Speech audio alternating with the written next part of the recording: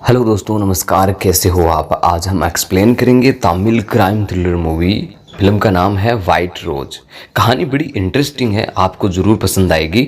Video को like और channel को सब्सक्राइब जरूर करें। चलिए शुरू करते हैं। तो मूवी की शुरुआत में हमें एक लड़की को दिखाया जाता है जो कि एक बस स्टैंड पर किसी का इंतजार कर रही थी। तभी वहाँ पर एक गाड़ी आती है और वो लड़की उस गाड़ी में बैठकर वहाँ से चली जाती है। दरअसल ये लड़की कॉल गर्ल का काम करती है और वो लड़का उस लड़की के साथ रोमांस करने के लिए उसे अपने घर ले जाता है। लेकिन हम देखते हैं कि वो जो लड़का था वो लड़की को इंजेक्शन देता है और जिस कारण वो लड़की वहीं पर बेहोश हो जाती है। लड़की बेहोश होने के बाद वो लड़का उस लड़की को बेसमेंट में ले जाता है और यहाँ पर हम देखते हैं कि बहुत सारे उसके हथियार रखे हुए थे जिनकी मदद से वो लड़का उस लड़की के टुकड़े टुकड़े कर देता है। इसके बाद वो बैग में उस लड़की की डेड बॉडी भरकर तालाब में फेंक देता है।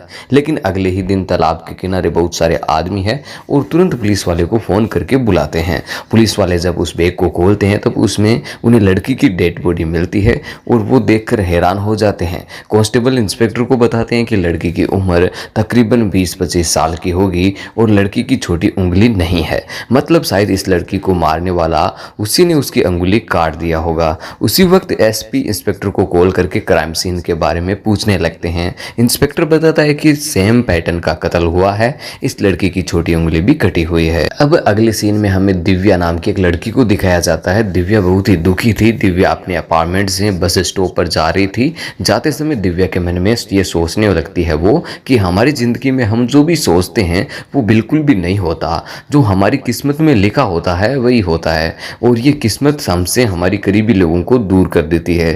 फिर हमें फ्लैशबैक दिखाया जाता है। हम देखते हैं कि दिव्या की बेटी है जिसका नाम दिया है और दिव्या का हस्बैंड अशरफ विदेश में जॉब करता है। एक दिन अशरफ दिव्या को सरप्राइज देने के लिए बिना दिव्या को बताए घर पहुंच जाता है और अशरफ को देखकर दिव्या और उसकी बेटी बहुत ही ज़्यादा खुश हो जाती है। और अशरफ आज इसलिए आया था क्योंकि आज दिव्या का बर्थडे है। फिर दोनों डिनर करने के लिए बाहर जाने का प्लान बनाते हैं और दिया तैयार होकर नीचे आती है। तभी वहाँ पर दिव्या की दोस्त काव्या भी नजर आती है और वह उसी अपार्टमेंट में रहती है। दिया अपने पिता के बारे में काव्या को बताने लगती है कि मेरे पापा है और मेरी माँ का बर्थडे सेलिब्रेट करने के लिए यहाँ पर आए हैं। इसके बाद तीनों रेस्टोरेंट पहुँच जाते हैं खाना खाने के लिए। लेकिन दिव्या मन ही मन नाराज़ थी क्योंकि अभी तक अशरफ ने उसे बर्थडे विश नहीं किया। लेकिन अचानक देखते हैं कि अशरफ ने रेस्टोरेंट में दिव्या के लिए बर्थडे रखा है और ये देखकर दिव्या बहुत ही ज़्यादा खुश हो जाती है। इसके बाद जब तीनों घर वापस आ रहे थे तब रास्ते में एक जगह पुलिस के बैरिकेड लगी हुई थी। अशरफ उस बैरिकेड वाले रास्ते पे होते हुए जाने लगता है। तभी देखते हैं कि उस जगह पुलिस वाले टेररिस्ट के ऊपर फायरिंग कर रहे थे और अचानक फायरिंग में एक गोली जाकर अशरफ को लग जाती है, जिसके चलते अशरफ वहीं गिरकर उसकी मौत हो जाती है। और ये देखकर दिव्या और दिया दोनों बहुत ज़्यादा हैरान हो जाते हैं, दुखी हो जाते हैं। फिर वहाँ पर पुलिस वाले आते हैं जिनका नाम वेटेरी है और वो वहाँ पर आता है और अशरफ की हालात को देखकर वो भी काफ़ी दुखी हो गया था। लेकिन ये पुलिस वाले अशरफ की रिपोर्ट में टेररिस्ट लिख देते हैं कि अशरफ भी एक टेररिस्ट है और दूसरे दिन टीवी पर न्यूज़ टेररिस्ट के साथ साथ अशरफ की भी फोटो दिखाई जाती है। यहाँ अशरफ की न्यूज़ देखने के बाद दिव्या और दुखी होने लगती है और ही मन सोचने लगती है कि उसके पति की मौत हो चुकी है और उस पर से उसके पति को गलत इंसान दिखाया जा रहा है टेररिस्ट बताकर। अब दिव्या के पास कुछ करने को नहीं था, इसलिए उसके पास जितने भी पैसे थे वह उसी से अपना और अपनी बेटी का गुजारा करती है। फिर एक दिन घर का मालिक दिव्या के पास आकर घर का रेंट मांगने लगता है क्योंकि दिव्या ने 3 महीनों से घर का किराया नहीं दिया था। दिव्या रिक्वेस्ट करने लगती है कि मुझे थोड़ा टाइम दीजिए। इसी झगड़े के दौरान काव्या वहाँ पर आ जाती है और उस मकान मालिक को कुछ पैसे देकर यहाँ से जाने को बोलती है और ये कहती है कि आगे से दिव्या को तंग मत करना और जो भी बाकी के पैसे वो मैं दे दूंगी। काव्या दिव्या और दिया के लिए खाना लेकर आई थी और दिव्या को समझाती है कि कितने दिनों तक तुम ऐसे ही रोती रहोगी, तुम्हें अपनी बेटी के लिए तो जीना होगा और उसे एक जॉब के लिए कहती है। अगले दिन दिव्या अपनी बेटी दिया को लेकर अपने पिता के घर चली जाती है। लेकिन दिव्या के पिता दिव्या से बहुत ही ज़्यादा नाराज़ थे और उसे घर के अंदर आने से भी मना कर देते हैं क्योंकि दिव्या और अशरफ की लव मैरिज हुई थी और दिव्या के पिता इसके खिलाफ थे। तब दिव्या के पिता दिव्या को अपनी बेटी मानते ही नहीं है है और एक दिन दिव्या काव्या से मिलती है और उसे एक जॉब ढूंढने में मदद करने को बोलती है। काव्या दिव्या को लेकर एक सुपरमार्केट चली जाती है जहां पर दिव्या को जॉब मिल जाती है और ऐसे ही करके दिव्या की ज़िंदगी आगे बढ़ती रहती है। दिया अपना स्कूल ख़त्म करके रोज़ सुपरमार्केट के सामने आकर बैठ जाती है और अपनी माँ से मिलने के लिए। लेकिन एक दिन जब दिया अपने स्कूल से वापस आकर सुपरमार्केट के बाहर बैठी हुई थी, तब दिव्या अपनी बेटी से मिलने के लिए जब बाहर आती है तो वो देखती है कि उसकी बेटी दिया यहाँ पर नहीं थी। दिव्या बहुत ज़्यादा परेशान हो जाती है और बेटी को इधर उधर ढूंढने लगती है। इसी बीच पेरूमल नाम का एक आदमी दिव्या को फ़ोन करके दिव्या को अड्डे पर बुलाता है और कहता है कि तुम्हारी बेटी हमारे कब्जे में है। दिव्या घबराते हुए पेरूमल के ठिकाने पर चली जाती है और यहाँ हमें पता चलता है कि अशरफ ने पेरूमल से कुछ पैसे उधार लिए थे अपना बिजनेस स्टार्ट करने के लिए, लेकिन अशरफ तो अब मर चुका है और उसके पैसे भी उसे नहीं मिले। इसलिए पेरूमल ने दिव्या की बेटी दिया को उठा लिया। दिव्या पेरूमल से 2 दिन का वक्त लेती है। पेरूमल दिव्या से कहता है कि अगर 2 दिन के अंदर पैसे नहीं मिले तो वे दिया को मलेशिया में किसी को बेच देगा।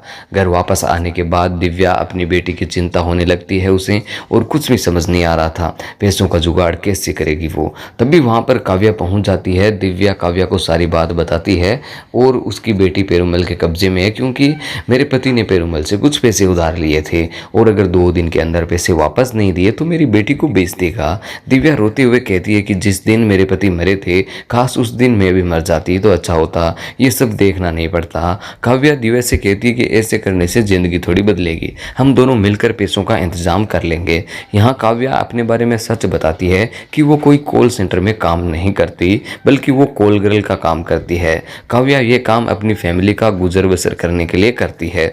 ये सुनने के बाद दिव्या भी कॉल गर्ल का काम करने के लिए मान जाती है।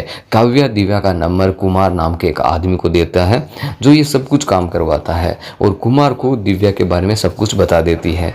थोड़ी देर बाद में दिव्या को कुमार का फ़ोन आता है और वो बताता है कि एक लड़का है जो तुम्हारा फ़ोटो देखकर वो तुम्हें बुक कर लिया है, और ये भी बात कहता है कि तुम्हें अपने घर से जो बस स्टॉप है वहाँ पर जाकर खड़ी हो जाओ, कस्टमर खुद आकर तुम्हें वहाँ से पिक कर लेगा। उसके बाद में हम देखते हैं कि दिव्या बस में जा रही थी। ये वही सीन है जो मूवी के शुरुआत में हमें दिखाया गया था। दिव्या मन ही मन सोच रही थी कि मुझे नहीं पता कि जो मैं कर रही हूँ वो सही है या नहीं, लेकिन मुझे अपनी बेटी को बचाना है और ये करना पड़ेगा। थोड़ी देर के इंतजार करने के बाद वहाँ पर एक गाड़ी आती है और वो गाड़ी वही कस्टमर का था, उसने दिव्या को बुक किया हो। दिव्या घबराते हुए गाड़ी में बैठकर उस आदमी के साथ चली जाती है। उस कस्टमर का घर शहर से बाहर था। घर पहुंचने के बाद वो आदमी दारू पीने लगता है और दिव्या को भी पीने के लिए कहता है, लेकिन दिव्या घबराते हुए कहती है कि मुझे बाथरूम जाना है। बाथरूम जाकर दिव्या बहुत ज़्यादा रोने लगती है और अपने पिता और पेरूमल को कोसने लगती है कि इन्हीं दोनों लोगों की वजह से मुझे ये काम करना पड़ रहा है। दिव्या अपने हाथ में पहनी हुई शादी की अंगूठी को देखती है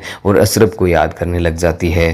तभी उनकी अंगूठी निकाल देती है। तभी वो अंगूठी नीचे गिरकर एक कोने में चली जाती है। दिव्या अपनी अंगूठी को बाहर निकालने की कोशिश करती है, लेकिन वहाँ पर किसी की कटी हुई अंगुली उसे दिखाई देती है। ये देखकर दिव्या चौंक गई थी और डरने लगी थी। यहाँ हमें पता चलता है कि ये आदमी कोई और नहीं बल्कि वही किलर है जिसने इस फिल्म की शुरुआत में हमने देखा था। ये अब दिव्या को मारने वाला है। ये समझकर दिव्या घबराकर कुमार और काव्या को फ़ोन करने की कोशिश करती है, लेकिन दोनों का फ़ोन लग नहीं रहा था। दिव्या बहुत ही ज़्यादा घबराने लगती है और सोचने लगती है कि वो यहाँ से कैसे निकलेगी। इधर कस्टमर दारू पीने लगता है और ड्रग लेने लगता है और सोचने लगता है कि वो इस लड़की के साथ क्या करेगा। तो वहीं दिव्या पुलिस को फ़ोन करने की कोशिश करती है और किस्मत से फ़ोन इंस्पेक्टर वैटरी को लग जाता है, जिससे हमने पहले भी देखा है। वो अपने बारे में सारी बात बताती है कि वो अभी एक आदमी के घर में है और वो उसके बाथरूम में छुपी हुई है जहाँ उसे कटी हुई अंगुली मिली है, और ये बताती है कि ये एक किलर है जो उसे मारना चाहता है। वे अपनी जान बचाने के लिए पुलिस वाले से रिक्वेस्ट करने लगती है और इंस्पेक्टर वेटरी समझ जाता है कि दिव्या उस साइको किलर के पास है जो अब तक बहुत सारी लड़कियों को मार चुका है। वेटरी दिव्या को फ़ोन करके ट्रैक करने की कोशिश करता है, लेकिन दिव्या के फ़ोन में नेटवर्क नहीं होने के कारण दिव्या का लोकेशन ट्रेस नहीं हो पा रहा था। लेकिन तभी उसके नंबर से दिव्या का लास्ट लोकेशन को ट्रैक कर लेता है और अपने साथियों को उस लोकेशन में भेज देता है। दिव्या वेटरी को अपनी बेटी दिया के बारे में बताती है कि उसकी बेटी पेरूमल के कब्जे में है और अगर मुझे कुछ हो जाता है तो मेरी बेटी को बचा लेना। लेकिन वेटरी दिव्या को हौसला देता है और कहता है कि तुम्हें कुछ नहीं होगा, तुम्हारी बेटी को कुछ भी नहीं होगा। तभी वो किलर बाथरूम का दरवाज़ा पीटने लगता है। दिव्या घबरा कर कह देती है कि वो भी नारी है। इधर हम 2 पुलिस वालों को देखते हैं जो दिव्या के लास्ट लोकेशन का ट्रैक करके वहाँ तक पहुँच जाते हैं। उस लोकेशन में छानबीन करने के बाद अब उन दोनों को कुछ भी नहीं मिलता। इधर वेटरी के पास कांस्टेबल आती है और बताती है कि दिव्या ने जिस नंबर से फ़ोन किया था अब वो नंबर अशरफ नाम के आदमी का है जो टेररिस्ट के मुठभेड़ में उस समय मारा गया था। फिर हम फ्लैशबैक में देखते हैं जहां हमें पता चलता है कि रो टीम वेंट्री की ऑफिस में आई थी और यहाँ ये लोग डिस्कस कर रहे होते हैं कि रहमत नाम का एक आतंकवादी शहर में है। अब एक तरीके से वेंट्री को अपनी टीम के साथ रहमत को पकड़ने के लिए भेजते हैं और जिस दिन वेंट्री की टीम रहमत और उसके साथियों को गन फाइट कर रही थी उसी समय अशरफ को भी गोली लगने के कारण उसकी वहीं पर मौत हो गई थी। ये सब याद करके वेंट्री समझ जाता है कि दिव्या वही लड़की है जो हम लोगों के कारण विधवा हुई है और अब किसी भी हाल में दिव्या की जान बचानी ही होगी। दिव्या के कॉल हिस्ट्री को चेक करने के बाद वेंट्री को पता चलता है कि आखिरी कॉल दिव्या, काव्या और कुमार से बात की थी। तभी वेंट्री तुरंत रेखा को फ़ोन करके दिव्या के बारे में सब कुछ बताता है और कहता है कि हमें दिव्या को हर हालत में बचाना ही होगा। और उस समय कुमार को फ़ोन करने की कोशिश कर रहा था लेकिन उसका फ़ोन नहीं लग रहा था और वो रेखा से कहता है कि कुमार के बारे में जानकारी हासिल करें। इधर हम वेंट्री को अपने बाकी टीम मेंबर को बता देता है कि अगर दिव्या का फ़ोन आए तो सबसे पहले मुझे इन्फॉर्मेशन मिलनी चाहिए और हमें किसी भी हालत में आज दिव्या को बचाना ही होगा और फिर किसी तरह से उस साइको किलर को पकड़ना होगा। इधर इंस्पेक्टर रेखा कुमार का घर ढूंढ लेती है और कुमार से कहती है कि दिव्या किसी लड़के के साथ गई है, उसकी सारी डिटेल वह मांगने लगती है। लेकिन कुमार कस्टमर के बारे में कुछ भी नहीं बताता, सिर्फ यही बताया था कि मुझे उस आदमी का कॉल आया था और इसके अलावा मुझे उस आदमी के बारे में कुछ भी नहीं पता। रेखा कुमार का फ़ोन लेकर वहाँ से चली जाती है और वह तुरंत ही वेंट्री को फ़ोन करके बताती है कि वह कुमार के घर गई थी और वह लड़कियों का ब्रोकर है और उसके फ़ोन में उसी लड़की का नंबर भी है जो आपको मैसेज कर रही हूँ और वो उस नंबर को ट्रैक करने को बोलती है। इधर दिव्या बाथरूम के दरवाजे में कान लगाकर सुनने की कोशिश करती है कि किलर आखिर कर क्या रहा है, लेकिन हम देखते हैं कि वो किलर भी बाथरूम के दरवाजे से अपना कान लगाकर सुन रहा है कि दिव्या कर क्या रही है। दिव्या के वेटरी को दोबारा फ़ोन लगाकर पूछती है कि आप लोग यहाँ अभी तक पहुँचे क्यों नहीं है, वो किलर कभी भी मुझे मार देगा। लेकिन वेटरी दिव्या को हौसला देता है और कहता है कि हम तुम्हारा पता जल्द से जल्द लगा लेंगे, तुम तब तक बाथरूम के अंदर कोई ऐसी चीज़ ले लो जिससे तुम अपने आप को बचा पाओ। दिव्या वहाँ पर रखे हुए एक टाइल का टुकड़ा अपने हाथ में ले लेती है। तभी अचानक देखते हैं कि साइको किलर कुल्हाड़ी लेकर बाथरूम का दरवाज़ा तोड़ने लगता है और बाथरूम के अंदर चला जाता है, लेकिन दिव्या टाइल्स की मदद से उस पर हमला कर देती है और वहाँ से भागने की कोशिश करती है और फिर दोनों बीच में हाथापाई होने लगती है। लेकिन किलर किसी तरह से दिव्या के सिर पर वार कर देता है और उसे बेहोश कर देता है और उसे बेसमेंट में ले जाता है। फिर वो आराम करने लगता है और सिगरेट पीता है, लेकिन तभी उसके पास सिगरेट ख़त्म हो जाती है और वो सिगरेट खरीदने के लिए घर से बाहर निकलता है और अपनी गाड़ी में बैठकर सिगरेट पीने के लिए चला जाता है। तभी हम देखते हैं कि उसका फ़ोन ट्रैक करने लगता है, यानी कि किलर के फ़ोन में सिग्नल आ गया था जिसके चलते वेंट्री किलर का पीछा करता है। वेंट्री तुरंत बताए हुए लोकेशन में पहुंच जाता है और लोकेशन पहुंचने के बाद वहां वेंट्री किलर को पहचान लेता है और उसे अपने पास बुलाने की कोशिश करता है, लेकिन वो वेंट्री को देखकर वहां से भागने लगता है। तभी वेंट्री के पीछे जाता है वो और दोनों के बीच मारपीट होती है, लेकिन देखते हैं कि किलर एक लोहे की रोड लेकर वेंट्री के पेट में घुसा देता है जिस कारण वो घायल हो गया था। लेकिन वेंट्री को किसी तरह से अपनी बंदूक निकालता है वो और किलर को गोली मार देता है। थोड़ी देर बाद वेंट्री की पूरी टीम वहां पर पहुंच जाती है और दोनों हॉस्पिटल में दोनों को एडमिट कराया जाता है। वेंट्री ठीक हो जाता है। अब वेंट्री रेखा से मिलता है और उसे बता देता है कि दिव्या की बेटी दिया पेरुमल के कब्जे में है और उसे दिव्या को लाने का काम सौंपता है। इधर हॉस्पिटल में किलर को भी बचा लिया गया था और डॉक्टर एक दूसरे लेडी डॉक्टर को उस आदमी के अंडर ऑब्जेक्शन रखने के लिए कहते हैं। जब लेडी डॉक्टर किलर का चेहरा देखती है तो वो घबरा गई थी और वापस डॉक्टर के पास जाकर कहती है कि हमें इस आदमी को यहाँ एडमिट नहीं करना चाहिए था। ये सुनकर वेंट्री लेडी डॉक्टर से पूछता है कि आप इस आदमी को जानते हो, तो वो लेडी डॉक्टर उस किलर को पूरी कहानी बताती है। दरअसल इस किलर का असली नाम दिलीप है, जो कुछ सालों पहले MBS की पढ़ाई पूरी कर रहा था और यानी कि दिलीप इस लेडी डॉक्टर को क्लासमेट था। लेडी डॉक्टर बताती है कि दिलीप अपने कॉलेज के दिनों में हमेशा अकेले ही रहता था, किसी से बात नहीं करता था और एक लड़की को पसंद करता था जिसका नाम था स्वाति। लेकिन स्वाति संदीप नाम के एक लड़के से प्यार करती थी और यही चीज़ दिलीप को पसंद नहीं थी। इसलिए एक दिन दिलीप ने संदीप को बहुत मारा पीटा। जब ये बात स्वाति को पता चली तो स्वाति दिलीप से कहती है कि तुमने मेरे बॉयफ्रेंड को क्यों मारा, आज के बाद तुम मुझसे और मेरे बॉयफ्रेंड से दूर ही रहना। ये बात हो जाने के बाद वो बहुत ज़्यादा उदास हो गया था और उसके बाद से वो श्वेती और उसके बॉयफ्रेंड से दूर ही रहता था। लेकिन एक दिन हमें पता चलता कि श्वेती ने अपने आप को मारने की कोशिश की थी, जिसके बाद श्वेती को हॉस्पिटल में एडमिट कराने के लिए ले जाया गया जाता है। लेकिन तब तक श्वेती की मौत हो चुकी थी। श्वेती की बॉडी उसी हॉस्पिटल के मोर्चरी में रखवाई जाती है ताकि अगले दिन श्वेती के परिवार वालों को ये बॉडी दे दी जाए, श्वेती की डेड बॉडी सौंप दी जाएगी। लेकिन थोड़ी देर के बाद हम देखते हैं कि उस मोर्चरी में काम करने वाला एक आदमी दिलीप को लेकर आता है। श्वेती की डेड बॉडी के पास ही दिलीप उसे कहता है कि तुम्हारी जो भी ख्वाहिश है वो सब तुम पूरी कर लो।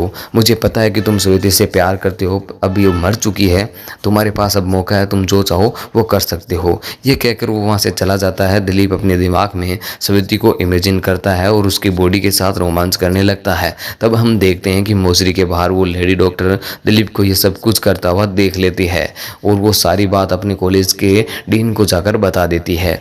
अब ये सब जानने के बाद कॉलेज से निकाल देते हैं और मेंटल हॉस्पिटल में जाकर दिलीप को भर्ती करा देते हैं। इधर प्रेजेंट में वेटरी की टीम को दिव्या के पास फोन लोकेशन के बारे में पता चल जाता है और वे तुरंत वेटरी को दिव्या का लोकेशन के बारे में बता देते हैं। इसके बाद रेखा को देखते हैं जो पेरूमल के अड्डे में पहुंच जाती है और वहां पर पेरूमल को घायल करके दिया को बचा लेती है। इसके बाद दिव्या को देखते हैं जो बेसमेंट में अभी भी फंसी हुई थी, अब बाहर निकलने की कोशिश करती है, जिसके बाद हॉस्पिटल में दिलीप को होश आ जाता है और होश आ जाने के बाद में वो किलर उस लेडी डॉक्टर को मार डालता है और हॉस्पिटल में ही भाग निकलता है। दिव्या बेसमेंट में किसी तरह से बचकर निकल जाती है और दौड़ते हुए मदद मांगने की कोशिश करती है।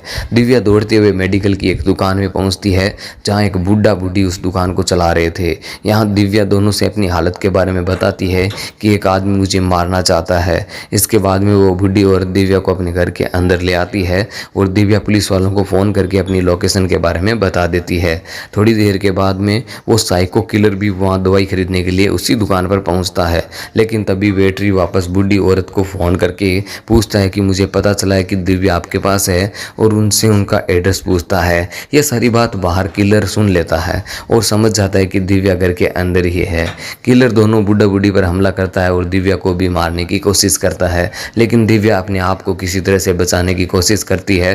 थोड़ी देर बाद वहाँ पर वेटरी और उसकी टीम पहुँच जाती है। देखते हैं कि वो बूढ़ी तो मर चुकी थी लेकिन बूढ़ा अभी भी जीवित था। दिव्या और वो किलर वहाँ पर नहीं थे। वेंट्री उन दोनों को ढूंढने की कोशिश करता है। थोड़ी देर बाद में कब्रिस्तान में वेंट्री को दिव्या और दिलीप नजर आते हैं। वेंट्री और दिलीप के बीच में जबरदस्त हाथापाई होने लगती है। तभी अचानक दिव्या एक बड़ा सा लोहे का रोड लेकर दिलीप के सर पर वार कर देती है, जिस कारण दिलीप की वहीं पर मौत हो जाती है। उसी समय रेखा दिया को लेकर दिव्या के पास पहुंच जाती है। अपनी बेटी को देखकर दिव्या बहुत ज़्यादा खुश हो गई थी। मूवी के आखिरी सीन में हम देखते हैं कि वेंट्री दिव्या को पुलिस की नौकरी दिलवा देता है और उसकी अभी ट्रेनिंग चल रही थी, जिसके बाद दिव्या अपनी बेटी के साथ हंसी खुशी रहने लगती है। वेंट्री दिव्या से उसके पति को मारने के लिए माफ़ी मांगता है क्योंकि उसकी वजह से आज दिव्या की ये हालत हुई है। और इसी के साथ ये मूवी यहीं पर एंड हो जाती है। वीडियो में कुछ पसंद आया हो वीडियो को लाइक करें, चैनल को सब्सक्राइब करें इसी तरह की और वीडियोस देखने के लिए। Thank you for watching.